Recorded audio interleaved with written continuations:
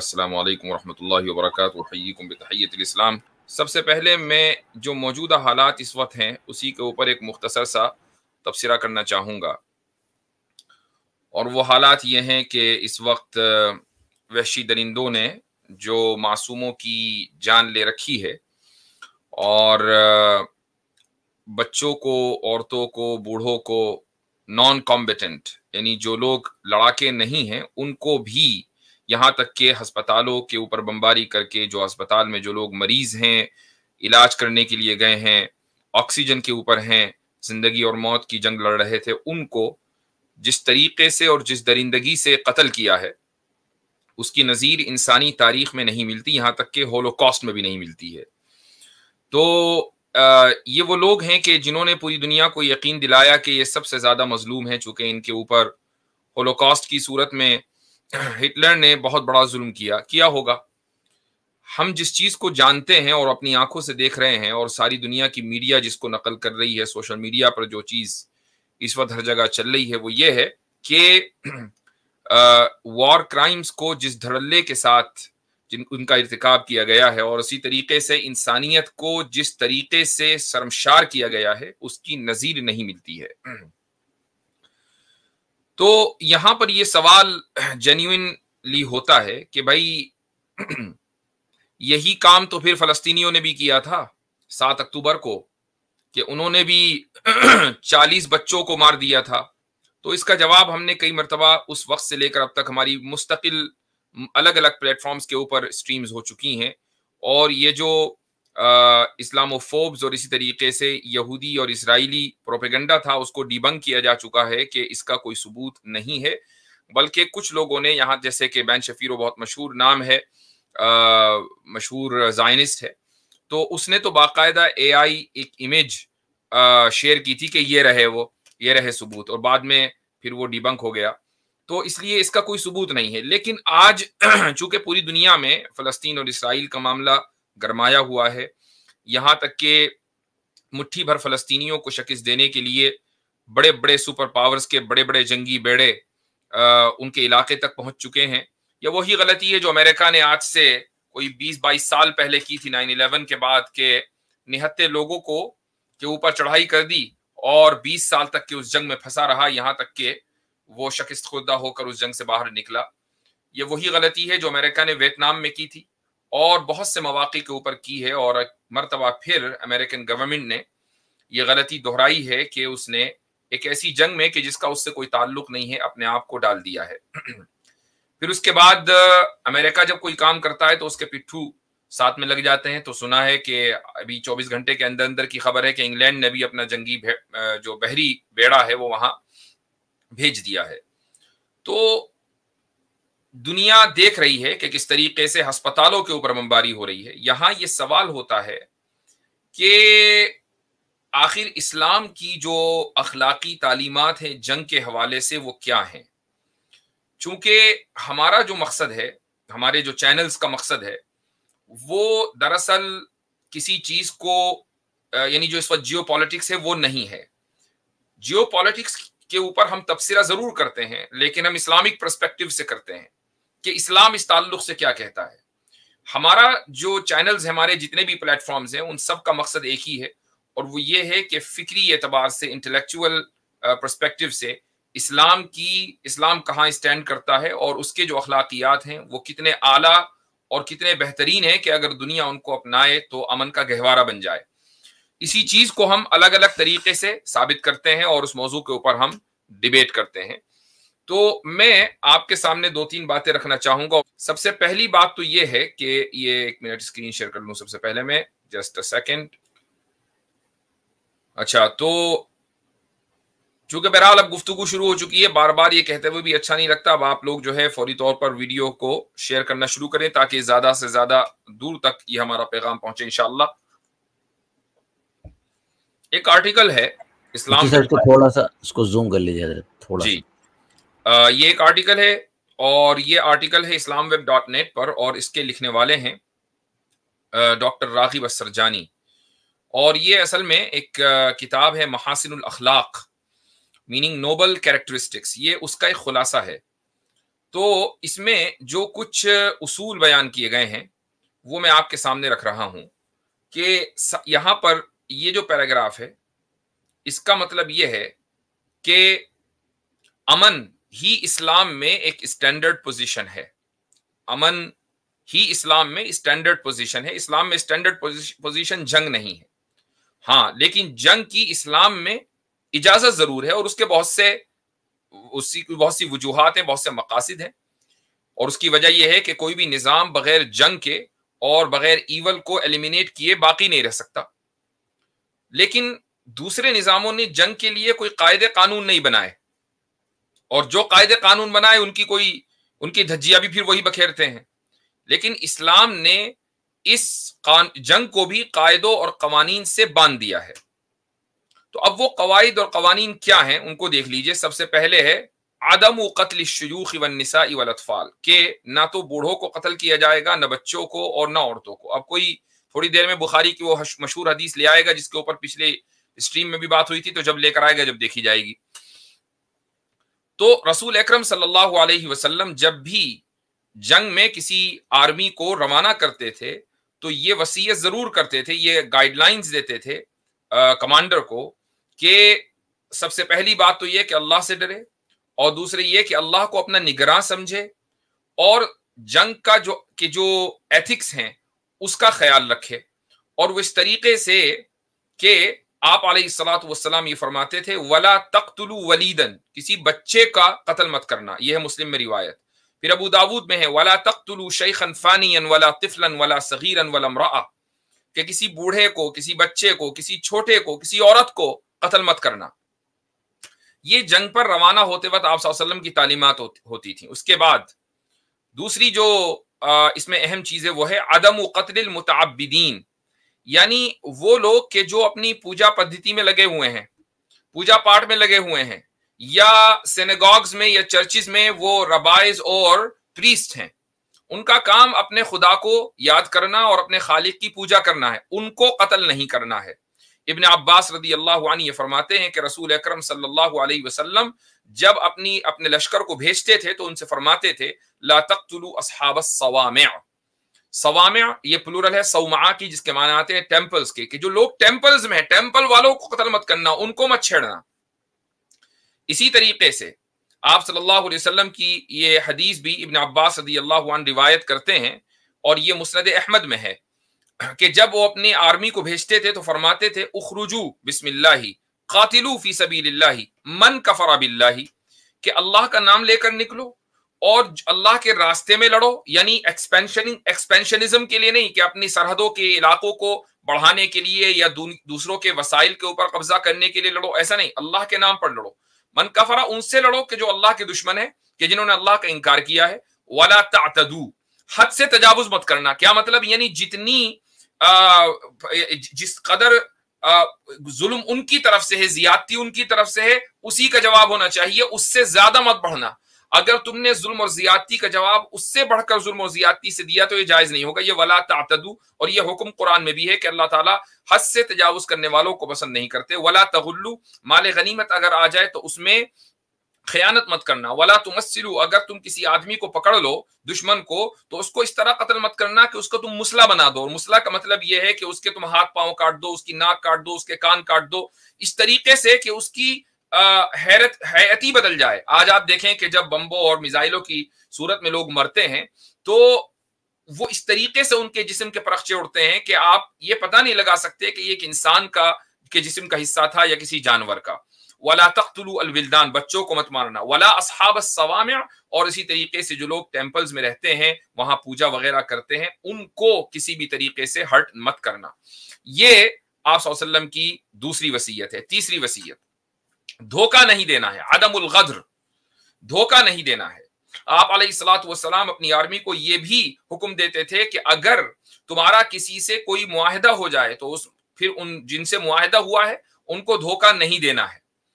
آپ علیہ الصلوۃ والسلام کی حدیث ہے, بخاری میں ہے اور بھی دوسری روایتوں میں آئی ہے کہ من امن رجلا على دمه فقتله فانا بريء من القاتل وان كان المقتول كافرا, کہ ایک آدمی اگر کسی شخص کو امن دے, یعنی اس نے معاہدہ کر لیا امن کا کہ بھائی ٹھیک ہے اب میں تم کو نہیں ماروں گا, یا پوری قوم سے معاہدہ کر لیا, फ़क़तलहु, और इसके बावजूद उसको मार दिया, यानी धोखा दिया। फ़अना बरीउम मिनल क़ातिल, तो मैं उस कत्ल करने वाले से बरी हूं, मेरा उससे कोई ताल्लुक नहीं है, अगरचे जिसको कत्ल किया गया वो काफिर ही क्यों ना हो। क्योंकि जब एक मर्तबा लफ्ज दे दिया, जबान दे दी, तो उस जबान की पासदारी करना जरूरी है। इसी तरीके से आप सल्लल्लाहु अलैहि वसल्लम की जो चौथी गाइडलाइन है वो है अदमुल इफसाद फिल अर्ज़, यानी जमीन के अंदर फसाद नहीं फैलाना। और जमीन में फसाद न फैलाने का मतलब आप अच्छी तरीके से समझते हैं कि आज के दौर में जो जंग चल रही है उसमें इंसानों से ज्यादा जो इंफ्रास्ट्रक्चर है वो निशाने के ऊपर है। बिल्डिंगों को मिसमार किया जा रहा है, इंटरनेट पर के जो पूरा निजाम है उसको तबाह बर्बाद किया जा रहा है, बिजली के निजाम को तबाह बर्बाद किया जा रहा है कि किसी तरीके से सामने वाले के पास न बिजली हो, न पानी हो, न खाना हो, न बाहर की दुनिया से उसका कोई कनेक्शन हो। ये क्या है? ये फसाद फिल अर्ज़ है। इसको कहा जाता है जमीन के अंदर फसाद फैलाना। तो अगर एक शख्स को मारना है, मसलन एक टारगेट किलिंग करनी है, तो उस टारगेट किलिंग के चक्कर में 500 लोगों को मार दो। ये कहना कि नहीं जी नीचे सुरंगें बनी हुई हैं हॉस्पिटल के नीचे, इसलिए हॉस्पिटल के ऊपर बमबारी की गई, ये फसाद फिल अर्ज़ के अलावा और कुछ नहीं इसको कहा जा सकता। लेकिन इस्लाम ने वाज़ेह तौर से फसाद फिल अर्ज़ यानी जमीन में फसाद फैलाने को से रोका है, मना किया है।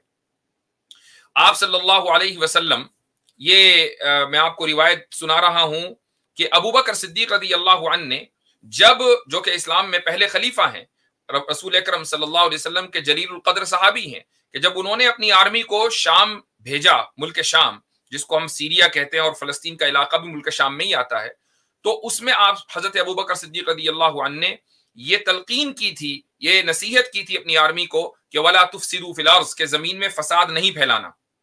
इसी तरीके से ये भी फरमाया था कि वला तुगरिकुन नखलन वला तहरिकन्नहा वला तुअक्किरू बहीमतन वला शजरतन तुस्मिरु वला तहदिमु बैअतन, के किसी दरख्त को, खजूर के दरख्त को या कोई भी दरख्त हो, उसको आग के हवाले मत करना, उसमें आग मत लगाना, किसी जानवर को मत मारना, किसी फलदार दरख्त को मत काटना, किसी वला तहदिमु बैअतन, और कोई टेम्पल हो, कोई चर्च हो, सिनेगाग हो, उसको तुम मिसमार मत करना, उसको मत तोड़ना। ये पूरी वसीयत किसमें है? हजरत अबू बकर सिद्दीक रज़ियल्लाहु अन्हु ने अपनी आर्मी को गाइडलाइंस दी हैं। तो आदमुल इफसाद फिल अर्ज़, ये एक यानी जमीन के अंदर फसाद न फैलाने, ये एक बुनियादी अखलाकी तालीम थी जो कि रसूल अकरम सल्लल्लाहु अलैहि वसल्लम और आपके सहाबा अपने फौजियों को दिया करते थे। अब यहाँ एक सवाल होता है, वो सवाल ये है कि कुरान करीम में ही खुद ये बात है बनु नज़ीर के वाक़ये में कि रसूल अकरम सल्लल्लाहु अलैहि वसल्लम ने कुछ दरख्तों को काटने का हुक्म दिया था। मैं उसके ऊपर अभी थोड़ी देर में आऊंगा, लेकिन बहरहाल एक सवाल बनता है, इसलिए इसको लेना भी जरूरी है। लेकिन आगे बढ़ते हैं ताकि एक मौजू फ्लो में पूरा हो जाए। जो 5वीं गाइडलाइन है वो है अल इन्फाक़ अलल असीर, कि अगर जंगी कैदी तुम्हारे पास आ जाएं तो फिर उनके ऊपर खर्च भी करना। ऐसा नहीं कि उनको तुम खाने से महरूम कर दो और वो भूखे मर जाएं।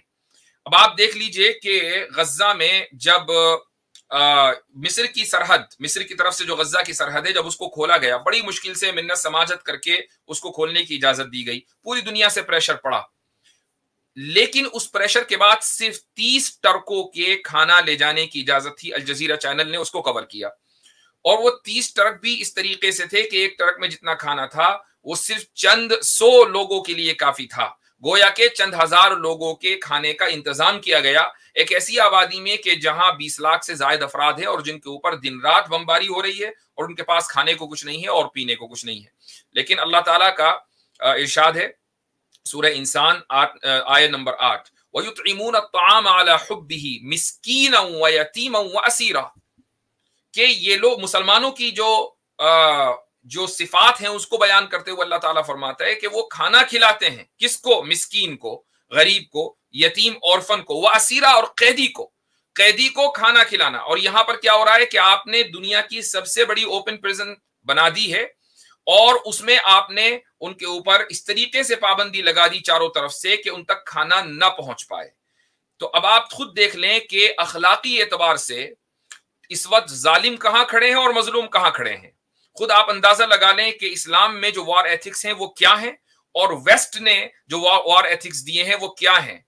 इस्लाम में जो वॉर एथिक्स हैं उनके ऊपर अमल करना भी जरूरी है, लेकिन वेस्ट ने जो वॉर एथिक्स दिए हैं वो नाम के हैं, लेकिन उनके ऊपर खुद वेस्ट अमल नहीं करता है। اب جن یونائٹڈ نیشن کے جتنے بھی پرماننٹ ممبرز ہیں اس میں چاہے فرانس ہو، امریکہ ہو، انگلینڈ ہو، کیا ان کی مرضی کے بغیر اسرائیل کچھ حرکت کر سکتا ہے؟ نہیں کر سکتا. تو ان کی مرضی سے ہی وار ایتھکس کے خلاف اس وقت اس کی دھجیاں اڑائی جا رہی ہیں. اس کے بعد جو چھٹی چیز ہے، جو آخری گائیڈ لائن ہے آج کی اس گفتگو میں، وہ یہ کہ آپ صلی اللہ علیہ وسلم نے فرمایا کہ لاش کو، اس سے پہلے بھی میں نے ذکر کیا، لاش کو مسلح نہ کریں.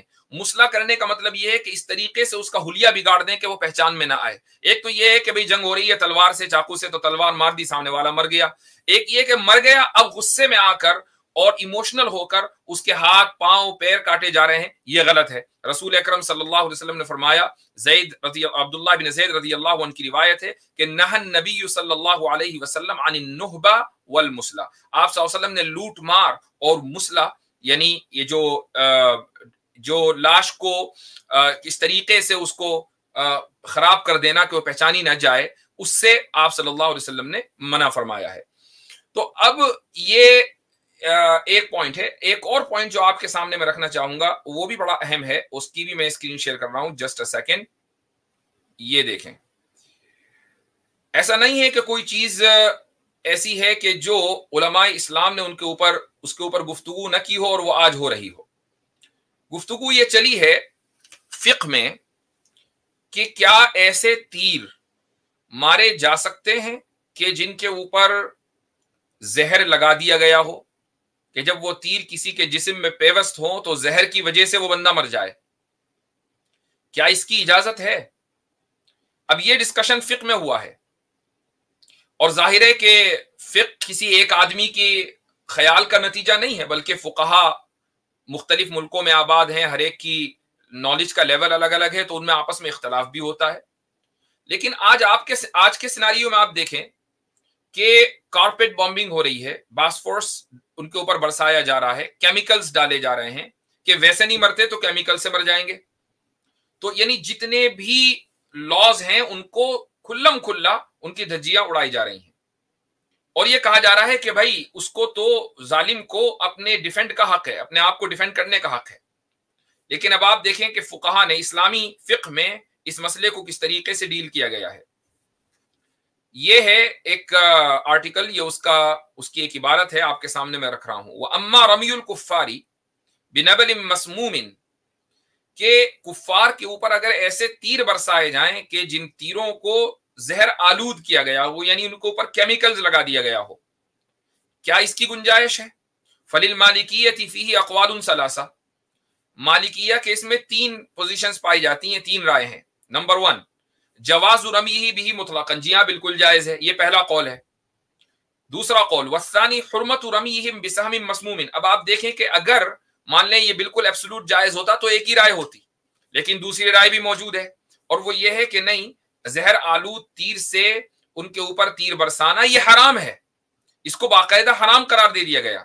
اور تیسرا قول، اور اسی کے اوپر فتویٰ بھی ہے خود مالکیہ کے یہاں، مالکی اسکول میں، جواز ذالک فی حال المعاملۃ بالمثل، وہ اگر یہ کر رہے ہیں تو پھر کرنے کی اجازت ہے، اور وہ اگر نہ کریں تو پھر کرنے کی اجازت نہیں ہے، چونکہ جنگ ٹٹ فور ٹیٹ کے اصول کے اوپر لڑی جاتی ہے.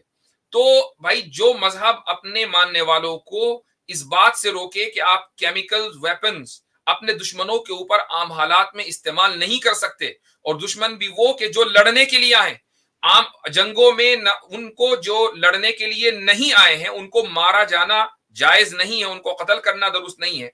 تو پھر آپ خود اندازہ لگا لیں کہ اس مذہب کے ماننے والے، اور وہ مذہب خود، وہ دین خود اخلاقی اعتبار سے کہاں اسٹینڈ کرتا ہے. اور جن لوگوں کی آج کچھ 2% کے اسلامو فوبز حمایت کر رہے ہیں جن اسرائیلیوں کی، وہ اندازہ لگائیں کہ ان کے یہاں وار ایتھکس کیا ہیں، اور جن کی حمایت کی جا رہی ہے، جن کو سپورٹ کیا جا رہا ہے، ان کے وار ایتھکس کیا ہیں. دنیا اپنے خود دیکھ رہی ہے. مجھے بڑی حیرت ہے کہ جب کل حملہ ہوا غزہ کے اوپر اور بہت زیادہ راکٹ برسائے گئے، بموں کی بارش ہوئی، اور باقاعدہ یعنی ایسی آبادی کے جہاں کی ایک بڑی تعداد بچوں کے اوپر مشتمل ہے، ان بچوں کے اوپر جب بمباری ہوئی تو انڈیا میں اسلامو فوبس کہنے لگے کہ بھئی دیوالی کی خوشی ہے، دیوالی کے پٹاخے پھوٹ رہے ہیں. تو یہ ایک افسوسناک صورتحال ہے کہ جب آپ اخلاقی اعتبار سے اتنے قلاش اور دیوالیہ ہو جائیں کہ آپ ہر اس مسلمان کو، ہر اس شخص کو دشمن سمجھیں کہ جو अल्लाह और अल्लाह के रसूल का कलीमा पढ़ता हो और महज मुसलमानों की दुश्मनी में आप बच्चों के मरने के ऊपर भी खुशी मनाएं, तो समझ लीजिए कि फिर आपकी जगह इंसानों में नहीं है, आपकी जगह जानवर के बाड़ों में है, और जानवर भी वो कि जो इस्लाम में हराम है, उस बाड़े में आपकी जगह है। अच्छा, एक और बात अब मैं आखिरी जो है अपनी गुफ्तगू आखिरी नुक्ते की तरफ ले जाना चाहूंगा, ताकि फिर मैं लिंक आम करूं और इंशाल्लाह फिर अपनी बात आगे रखें, और वो ये कि रसूल अकरम सल्लल्लाहु अलैहि वसल्लम ने बनु नज़ीर की जो जब उनके साथ जंग हुई थी और उनको जिला वतन किया गया था, तो फिर आप सल्लल्लाहु अलैहि वसल्लम ने दरख्तों को क्यों जलाया था, जबकि आप खुद ये हुक्म दे रहे हैं कि दरख्तों को मत जलाना। अबू बकर सिद्दीक रज़ी अल्लाहु अन्हु हुक्म दे रहे हैं कि दरख्तों को मत जलाना। तो उसके लिए मैं एक और चीज आपके सामने शेयर करना चाहूंगा, जस्ट अ सेकेंड। ये आपकी स्क्रीन के ऊपर एक आर्टिकल है, सूरह हशर की आयत नंबर 2, बल्कि पूरी सूरह हशर आप आखिर तक पढ़ जाएं तो इसी वाक़े से मुताल्लिक है। हुवल्लज़ी अखरजल लज़ीना कफरू मिन अहलिल किताब, कि वही है कि जिसने अहले किताब में से जो कुफ्फार थे यानी बनु नज़ीर, उनको निकाला, तो उनको जलावतन किया गया। लेकिन जलावतन क्यों किया गया, उसकी क्या वजह है? उसकी वजह यह है, मुफस्सिरीन ये लिखते हैं कि जब रसूल अकरम सल्लल्लाहु अलैहि वसल्लम मदीना तशरीफ लाए और तमाम मकामी कबीलों से मुसालहत हुई और बाकायदा एक मदीने का कॉन्स्टिट्यूशन बन गया, रसूल अकरम सल्लल्लाहु अलैहि वसल्लम ने मदीने में एक इस्लामी रियासत कायम कर ली, तो शुरू में ये लोग जरा हेजिटेंट थे, यानी यहूदी, कि भाई क्या करें। कहने को उन्होंने सुलह कर ली, लेकिन दिल मुतमईन नहीं था। जंगे बदर हुई और मुसलमानों को वाज़ेह फतह हुई, तो इनको लगा कि हाँ भाई बात तो सही है, ये यकीनन वही नबी हैं कि जिनका तौरात में हमसे वादा किया गया है। फिर उसके बाद अगले साल मुसलमानों को जंग उहद में नुकसान हुआ और 70 के करीब शहीद हुए। तो अब ये लोग डगमगा गए और उन्होंने कहा कि नहीं नहीं, ये वो नहीं है, लिहाजा अब हम इनके साथ नहीं रह सकते, और इस तरीके से उन्होंने अपने मुआहिदे को तोड़ना शुरू कर दिया। अब वो किस तरीके से तोड़ा, ये रिवायत आपके सामने मौजूद है। ये मैं इसलिए बता रहा हूं ताकि चूंकि आजकल मुसलमानों और यहूदियों का जो कॉन्फ्लिक्ट चल रहा है, उससे आपको यहूदियों की जो साइकी है वो भी पता चलेगी कि ये ज़ायनिस्ट किस कदर धोखेबाज होते हैं, कि इनकी तारीख है जो धोखे से पुर है। इब्ने काब इब्ने मालिक रिवायत करते हैं एक सहाबी से, और ये जो रिवायत है ये मुसन्नफ अब्दुल रज़्ज़ाक़ में है। इन्ना कुफ्फार कुरैशिन कतबू बाद वक़अति बदरिन इलल यहूद।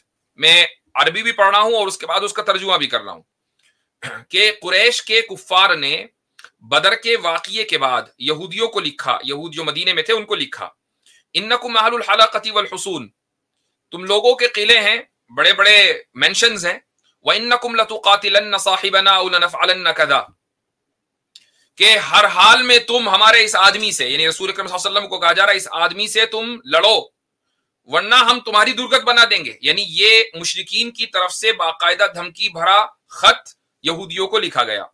अच्छा, आगे ये आ रही बात कि जब ये खत यहूदियों को तक पहुंचा तो बनु नज़ीर ने तय कर लिया कि भाई अब हम मुआहिदे में नहीं रह सकेंगे, मुआहिदा तोड़ देंगे।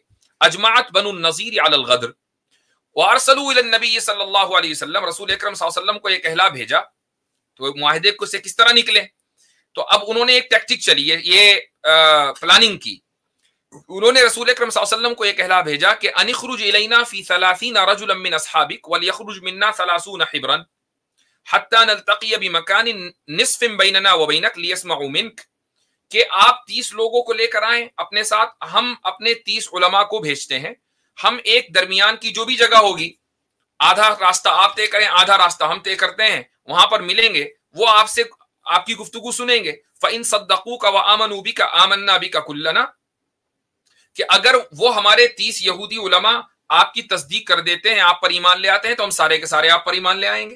तो रसूल अकरम सल्लल्लाहु अलैहि वसल्लम की जो बुनियादी हैसियत है वो तो अल्लाह ताला का पैगाम पहुंचाने की है। तो आप सल्लल्लाहु अलैहि वसल्लम फौरन 30 लोगों को लेकर निकले, उधर से भी 30 लोग आए। हत्ता इज़ा बरज़ू फी बराज़िम मिनल अर्ज़, जब वो एक ऐसी जगह पर आ गए कि जब एक दूसरे को नजर आने लगे, तो बाज यहूदियों ने एक दूसरे से कहा, कैफ़ तख़लुसून इलैहि व माअहु 30 रजुलन मिन अस्हाबिही, तुम इस शख्स को यानी रसूल अकरम सल्लल्लाहु अलैहि वसल्लम को, आप अलैहिस्सलातु वस्सलाम को कत्ल कैसे करोगे? तख़लुसून, वहां तक पहुंचोगे कैसे? उस शख्स तक हाथ दराज कैसे करोगे जबकि उसके साथ 30 अफराद हैं?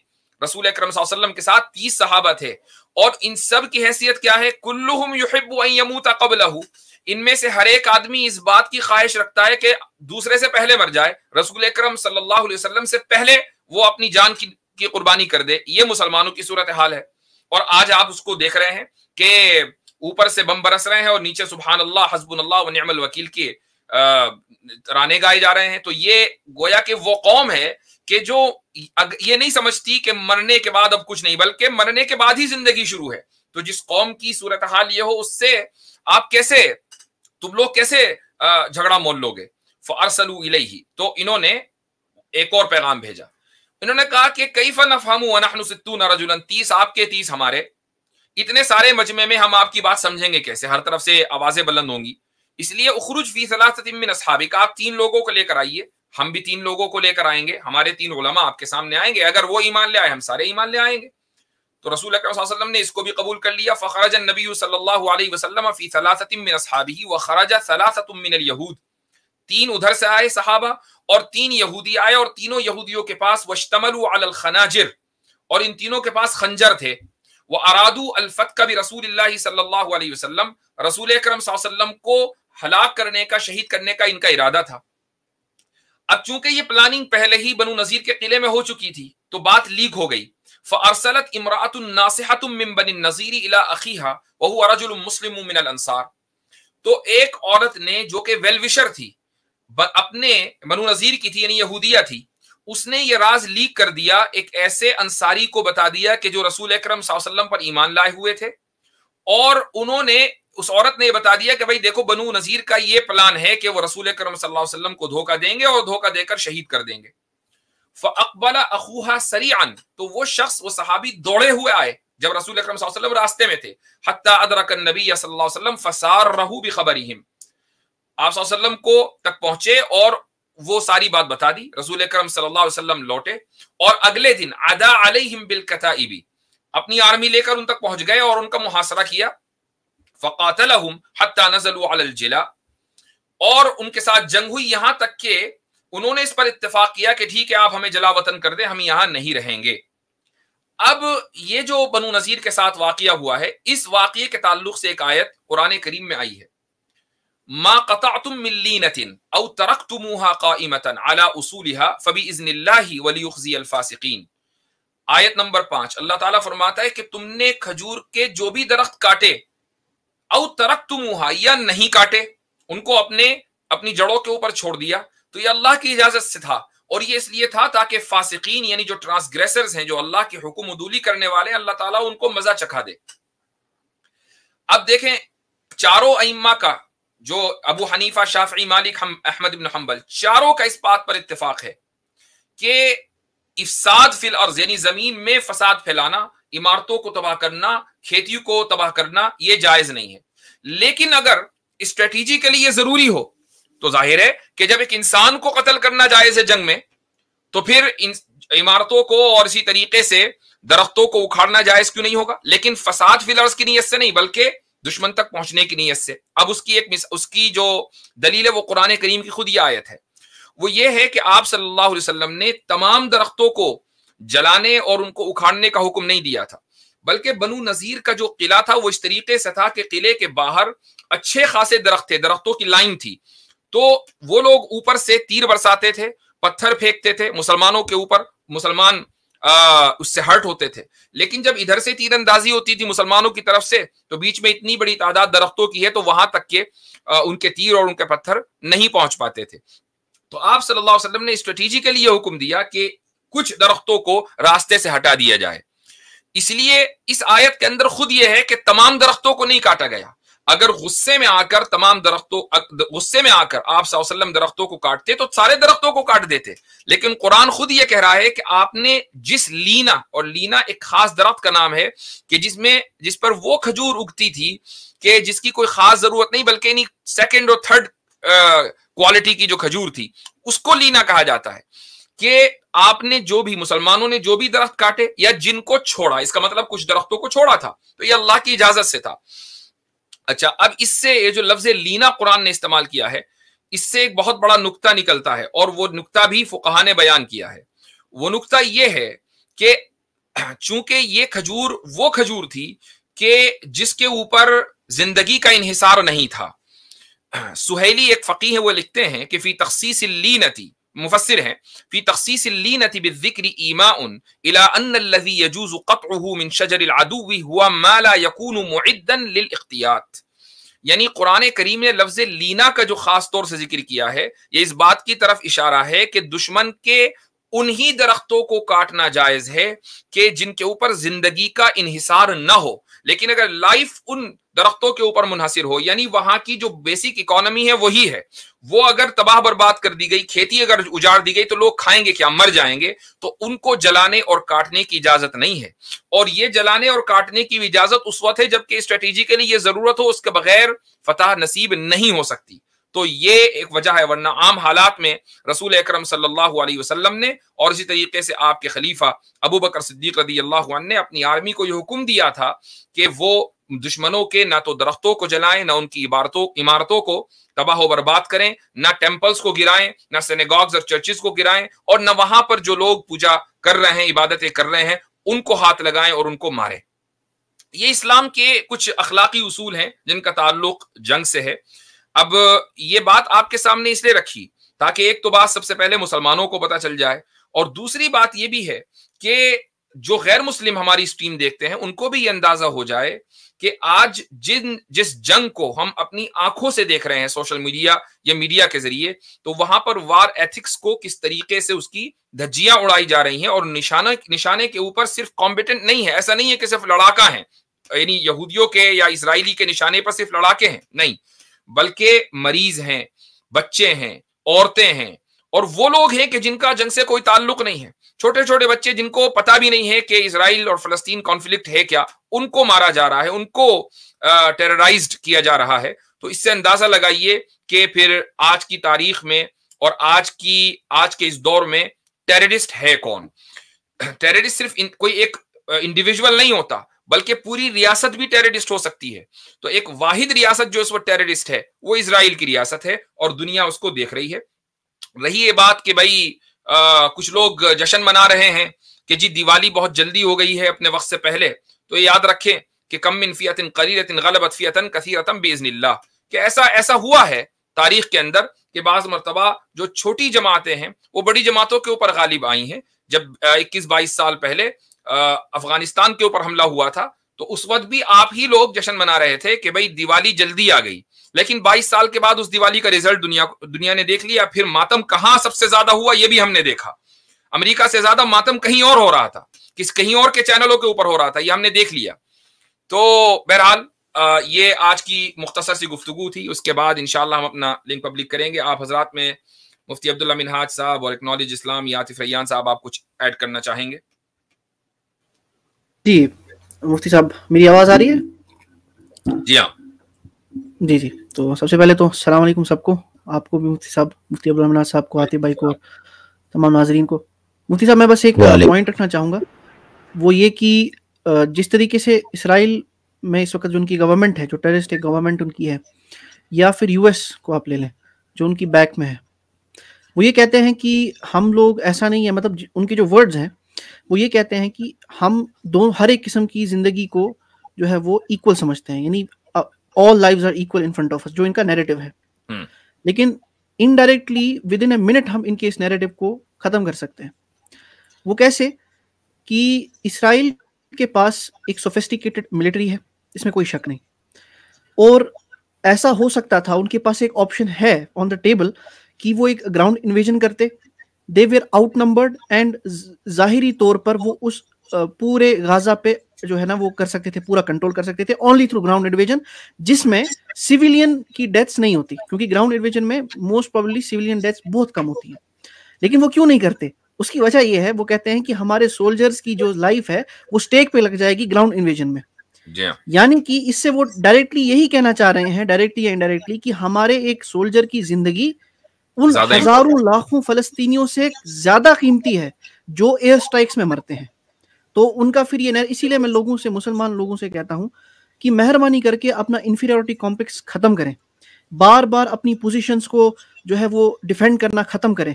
ये इंटरनेशनल लॉ, जेनीवा कन्वेंशन, ये सब इनके बनाए हुए लॉज हैं, और इनको ये हमेशा तोड़ मड़ोड़ के जो है ना वो अपने हक में और दूसरों के अगेंस्ट यूज करते हैं। और उसके बाद जो है वो आप लोगों का, मैं अक्सर देखता हूं कि आप जो है वो मीडिया में यूज कर, अच्छी बात है, आप थोड़ा सा उनसे भी सिंपैथी गेन करते हैं, लेकिन जरूरत नहीं है। अपने आप को इन्फीरियर मत करें, किसी को एक्सप्लेन करने की जरूरत नहीं है कि हम किस टेररिस्ट के साथ हैं, हम नहीं है, वो टेररिस्ट नहीं है, नहीं जी हम उनके साथ हैं, वी आर क्रिस्टल क्लियर, हम उनकी तरह हिपोक्रेट्स नहीं है कम से कम। जी मुफ्ती बहुत उम्दा। जी आतिफ रैयान साहब, आप कुछ शेयर करना चाह रहे हैं? जी हजरत, मैं 2-3 पॉइंट रखना चाहता था शॉर्ट में। जी, एक तो ये हमास की ताल्लुक से है, तो जो लोग कह रहे हैं कि हमास ने पहले शुरुआत करके जो है गलत किया है और ये ऐसा नहीं करना चाहिए था, खैरुल्लाह वाला, वो बात अलग है। लेकिन मैं यहाँ पे ये दिखाना चाहता हूँ कि यहूदियों ने जहाँ से शुरुआत की थी फिलिस्तीनियों को कत्ल करने की, तो वहाँ पे ये देखिए, ये है यहूसा जो ओल्ड टेस्टमेंट का है, यहूसा का वो है, ये बुक है। तो चैप्टर नंबर 6 में देखेंगे 20 नंबर। थोड़ा अगर स्क्रीन बड़ी कर दें या जूम कर दें तो जरा और वाज़ेह नजर आ जाएगा। जी जी ये आ गई। हाँ, एक मिनट। हाँ, तो इसमें 20 नंबर 1 वर्स है ये। तो इसमें साफ तौर पे क्या गया है कि जब उन्होंने फर्स्ट अटैक किया कनान पे, यानी कि फलस्तीन, गाजा, ये जो पूरा इलाका यहाँ पे आता था, यरूशलेम वगैरह, तो इस पे उन्होंने जब फर्स्ट अटैक किया तो उन्होंने वहाँ पे खुदा के नाम पर पूरा जो नगर था, जो पहला जो फर्स्ट बॉर्डर का एरिया पड़ता था, उसमें महिलाओं को, पुरुषों को, बूढ़ों को, गायों को, बैलों को, गधों को तलवार के घाट उतार दिया, एक को भी नहीं छोड़ा। और जो वहां से माले गनीमत मिला उसमें से यहूदियों ने, जो कट्टर यहूदी थे, उन्होंने वहां से चोरी कर लिया उसमें से माल। ये पूरी इसमें पीडीएफ है, बहुत लंबा टाइम हो जाएगा इसमें अगर मैं हर एक को दिखाने पे लगूंगा। तो ये इनकी शुरुआत ही यहीं से हो रखी है कि ये ना औरतों को देखते, ना बच्चों को, ना बूढ़ों को, ना जानवरों को, इन्होंने बस जो है कत्ल करना है, बम फोड़ना है और इंसानों को मारना है। ये ऐसी कौम है। अच्छा हजरत, अब एक आगे चलो, मैं जरा एक और था कि हमारे आर्य समाज इस पे क्या कहते हैं। तो ये है अथर्ववेद का 10 कांड और सूक्त 1 और मंत्र नंबर 17 है। तो इसमें पंडित जी क्या कह रहे हैं कि छेदन भेदन में कुशल हमारी सेना, प्रचंड वायु जैसे वृक्षों को तू, वैसे तू परकीय सेना को तोड़ फोड़ और गिरा दे, भूसाई कर दे, यानी कि जमीन में मटियमलेट कर दे। इनकी किसी भी गौ, अश्व, घोड़ा, पुरुष को शेष न बचा के रख। यहाँ से निवृत्त होकर शत्रु सेना की रचयिताओं को प्रजाहीन हो जाने की सूचना दे। मतलब किसी को भी ना छोड़, सबको कत्ल कर डाल, कोई बचे ना। और जब हो जाए तो ये सूचना दे दो फिर आगे जाके। तो ये हमारे आर्य समाजी कहते हैं। अच्छा, अब अगर इसमें मैं चलूं अपने सनातन की तरफ, तो सनातन में ये पराशर स्मृति है, जो ये पराशर ऋषि हैं, ये वेद व्यास जी के फादर हैं, वालिद साहब उनके। तो इसमें क्या कहा है कि जो क्षत्रिय होता है वो शत्रुओं से अगर घिर जाए और उनके सामने गिड़गिड़ाने की बजाय उनको कत्ल करे और बुरी तरह से कत्ल करे, तो उसके बाद उनको रिजल्ट बताया है यहाँ पे। ये है अपना पेज नंबर 51 और इसका श्लोक है 36, पराशर स्मृति। इसको भी ज़ूम इन कर दीजिए। हाँ, ये हिंदी में है तो लोग देख लें, रेफरेंस मैंने दे दिया। जो शत्रुओं के साथ युद्धरत जिस वीर के एवं साहसी पुरुष का शरीर शत्रुओं के सरों और लाठियों के प्रहारों से छत विछत हो जाता है, यानी कि उसका जो शरीर है, जिस्म है, वो इधर उधर खिलड़ जाता है, बिखर जाता है। उस वीर पुरुष के युद्ध में प्राण त्यागने पर उस शहीद का खत्म हो जाने पर, डेथ हो जाने पर, देव कन्याएं उसका वरण करने को, उसके साथ रमण करने को, देव कन्याएं उसके साथ मतलब मिलने को, मिलन करने को अपना सौभाग्य मानती है, अपनी खुशकिस्मती मानती है। यानी ये सारा एतराज मुसलमानों के ऊपर है 72 हुर्रों वाला। यहाँ पर खुद ही बता रहे हैं कि जो कन्याएं हैं वो इंतजार करती हैं। जी जी जी। ऐसे वीर पुरुष को स्वर्गलोक में सुरबालाएं यानी कि वो अप्सराएं लगा लीजिए अपने साथ ले जाती हैं और उसके साथ विहार करती हैं, अपने साथ ले जाके उसके साथ अब जो उन्होंने करना है वो करती हैं। सही। अच्छा जी, ये वो 37वीं है, इसमें सेम ही है कि जिस तरह से अगर कोई शहीद जो है मरता है युद्ध भूमि में तो प्राण त्याग कर स्वर्ग जाने पर हजारों देवबाला, यहाँ पे हजारों का जिक्र भी है, यानी 72 नहीं मिलेंगी, हजारों मिलेंगी। जी बिल्कुल बिल्कुल। जी जी जी जी। और यहाँ पे आगे इसी पे कहा गया है कि ऐसा जो सैनिक होता है वो जो बड़े बड़े यज्ञ किए जाते हैं, अश्वमेध यज्ञ होते हैं जो इनमें, उससे भी ज्यादा उसको सवाब मिलता है। इतनी प्राप्ति उनको नहीं हो पाती जो जितनी प्राप्ति जितना सवाब या पुण्य उसको मिलता है जो शत्रुओं से जूझते हुए प्राण त्यागने वाले वीर एवं साहसी योद्धा को दिव्य लोक में सहज से ही प्राप्त कर लेते हैं। अभिप्राय यहाँ है कि युद्ध में शत्रु का सामना करते हुए प्राण त्यागना बहुत बड़े पुण्य का कार्य है, अतः वीर पुरुषों को प्राणों की रक्षा के लिए कभी पीठ नहीं दिखानी चाहिए। फिर उन्होंने यहाँ पे भगवत गीता का भी कोट किया है कि श्री कृष्ण जी ने क्यों कहा है कि युद्ध का अवसर तो सौभाग्यशाली क्षत्रियों को ही प्राप्त होता है। तो ये काफी लंबा है यहाँ पे, इस पे अब आप देखें कि अभी कोई सनातनी आएगा तो वो कहेगा कि हम तो इस किताब को मानते ही नहीं, ये तो ऐसे ही है, बाद में लिखी गई है, हम तो गीता को मानते हैं। अब आप गीता में से दिखा देंगे कि हम तो वेद को मानते हैं, वेद को दिखा देंगे कि गीता को मानते हैं, तो ये भागते ही रहेंगे। तो ठीक है, हम भी पीछा करते रहेंगे, कब तक भागोगे भाई। खैर, ये एक इंपॉर्टेंट आपने इन्फॉर्मेशन शेयर की है, माशाल्लाह, जबरदस्त। जी, मैं एक सवाल करना चाहूंगा हजरत यहाँ पर। जी जी जी जी। माशाल्लाह गुफ्तगू बड़ी बेहतर हुई और जो जंगी उसूल है इस्लाम के वो बहुत से, लेकिन आपने जिन जिन पॉइंट को रखा हजरत वो अहम पॉइंट है और उसका मौजूदा हालात से बहुत ज़्यादा ताल्लुक़ है और बहुत वाज़ेह अंदाज से आपने उसको पेश कर दिया। और जहाँ एक सवाल हो सकता था पनो नज़ीर का, आपने उसको वाज़ेह भी कर दिया। एक और सवाल हो सकता है हजरत, हो सकता है हो भी रहा है, आपने कई दफ़ा ये जुमला इस्तेमाल किया कि धोखाधड़ी ना दे, तो बहुत से लोगों के दिमाग में एक सवाल आ रहा होगा कि हम जुमला सुनते हैं, हदीस भी है क्या अल हर्ब खदाअतुन, ये सुनते हैं जुमला और बल्कि हदीस भी है, तो बहुत से लोगों को सवाल आ रहा है कि कैसे ये हो सकता है, यहाँ तो परमिशन दी गई है तो इसकी तदबीक किस तरह दी जाएगी। तो जिन जिन लोगों को हजरत ये सवाल हो रहा है तो अभी आप उसी पे गुफ्तगू करेंगे, तो जितने भी लोग कमेंट्स में हैं या फिर जो लोग आएंगे इस सवाल को लेकर, तो मैं चाहूँगा कि आप आइंदा ना रखें, मुफ्ती साहब इसके ऊपर इंशाल्लाह अपनी तरफ से बहुत बहुत अहम सवाल है और इसको मैं जो मौजूदा हालात है ना उसी की रोशनी में समझाना चाहूंगा। अब मसलन अगर इजराइल और फलस्तीन के दरमियान कोई मुआहिदा हो जाता है, जंग बंदी का मुआहिदा हो गया कि ना तो इधर से वायलेशन होगा और ना उधर से वायलेशन होगा, तो अब ये जरूरी हो जाएगा मुसलमानों के लिए उस मुआहिदे की पासदारी करना और उस मुआहिदे को तोड़ना उनके लिए जायज नहीं होगा। ठीक है, पॉइंट नंबर 1, आप सल्लल्लाहु अलैहि वसल्लम ने जो ये फरमाया कि धोखा न देना, उसका ताल्लुक उस चीज से है कि जबकि एक मर्तबा मुआहिदा हो गया हो, अब मुआहिदा तोड़ा नहीं जाएगा। तोड़ना है तो पहले इत्तला दो कि भाई अब मुआहिदे से हम निकल रहे हैं।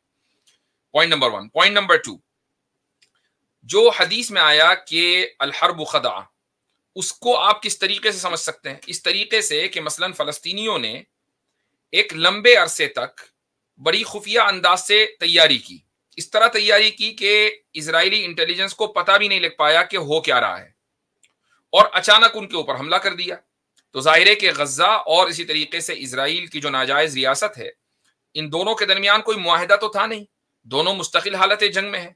जब जी चाहते ये लोग इजरायली फौजी गजा के ऊपर बमबारी कर रहे थे, रोजाना कोई ना कुछ हरकत हो रही थी, रोजाना परेशानियां उनको घेरे हुए थी गजा के लोगों को। तो अब ऐसे मौके पर अचानक से सुबह सवेरे हमला कर देना, जबकि दोनों हालतें जंग में हैं, और इस तरीके से तैयारी करना कि दुश्मन को कानो कान खबर ना हो, यह खदा है। और ये दुनिया का हर मुल्क करता है। मुझे बताइए कि वो कौन सा मुल्क है कि जो अपनी वॉर स्ट्रेटेजी सारी दुनिया के सामने उसका ऐलान कर दे कि जी हमारी स्ट्रेटेजी ये है, हम ये हथियार बना रहे हैं और इस हथियार के अंदर ये मटेरियल लगा रहे हैं और इस तरीके से हथियार बनता है। तो आप अपनी जो टेक्नोलॉजी है वो आपके मुल्क का टॉप सीक्रेट होता है। अगर उस ٹیکنالوجی کو کوئی آدمی کہیں کسی دوسرے ملک کو دے دے تو اس شخص کے اوپر غداری کا، دیش دروہی کا جو مقدمہ ہے وہ چلتا ہے، اور بعض ملکوں میں کورٹ مارشل ہو کر اس کو سزائے موت ہوتی ہے. یہ بہت زیادہ سیریس افینس ہے. تو یہی خدعہ ہے، اسی کو حدیث میں رسول اکرم صلی اللہ علیہ وسلم نے خدعہ کہا ہے. خدعہ کا مطلب یہ نہیں ہے کہ تمہارا کسی قوم سے کوئی معاہدہ ہو اور تم اس معاہدے کو توڑ دو، یہ جائز نہیں ہے. اصل میں مفتی صاحب اس کو ہم اس ایک ایگزامپل سے سمجھا سکتے ہیں.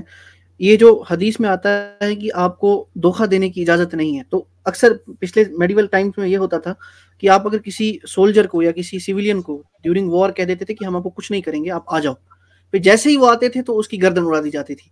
تو اس قسم کے جو دھوکہ دڑی ہے اس کو منع کیا گیا ہے. جی ہاں، تو بات وہ مطلب بہت ساری اس کی مثالیں ہو سکتی ہیں. وہ بھی ایک مثال ہے کہ جب آپ نے، اور وہ حدیث کے اندر آ بھی کیا، آپ صلی اللہ علیہ وسلم نے فرمایا کہ جب کسی شخص نے کسی کافر کو امن دے دیا اس کے بعد اس کو قتل کیا تو میں قاتل سے بری ہوں چاہے مقتول کافر ہی کیوں نہ ہو. ابھی میں نے حدیث بیان کی. بالکل بالکل. بہت بہت شکریہ حضرت.